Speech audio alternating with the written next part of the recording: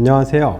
휴먼 성형외과 김국현 원장입니다. 가슴 성형 후에 몸무게가 적게는 2kg, 또 많게는 5kg까지 증가했다면서 걱정하시는 분들이 종종 계시는데요. 그래서 오늘은 가슴 성형 후에 나타나는 몸무게 증가의 원인과 함께 가슴 수술 전후 다이어트에 대한 내용까지도 함께 알아보도록 하겠습니다.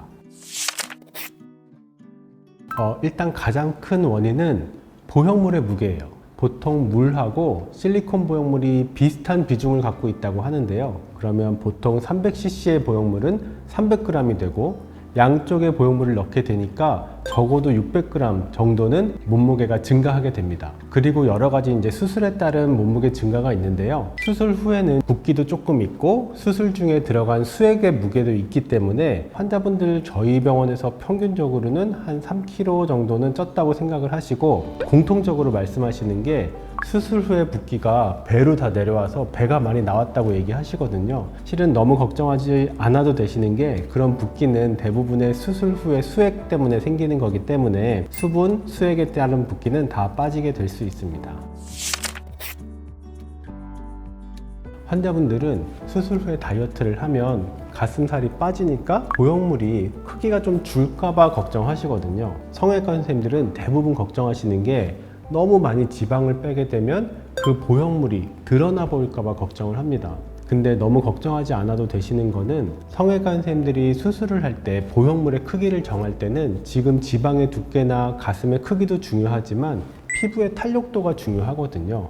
피부의 탄력도, 피부가 늘어나는 정도는 수술 다이어트하고 크게 상관이 없기 때문에 지금 내가 원하는 사이즈 정도를 맞춰서 수술을 하셔도, 수술 후에 다이어트나 아니면 수술 후에 살이 많이 빠지셔도 너무 많은 변화를 겪지는 않으실 것 같습니다. 항상 중요한 게, 수술 후에 보통 2주, 그 다음에 한 달, 2달까지는 점차 가슴이 회복되는 시기인데, 그때가 가장 중요합니다. 환자분이 가장 건강한 상태를 유지하고 건강한 상태에서 회복을 해야 회복이 빠르고 보형물도 잘 안착될 수 있거든요. 2달 정도가 지나서 가슴에 어느 정도 모양이 완성이 되고 가슴의 붓기도 다 빠지고 보형물이 잘 안정적으로 위치를 한다면, 그때부터는 다이어트에 크게 상관없이 환자분들의 생활을 영위할 수 있을 것 같습니다. 최근에 환자분들이 운동을 많이 하시기 때문에 수술 후에 언제부터 운동을 시작해도 되나요? 라고 많이 물어보시는데요.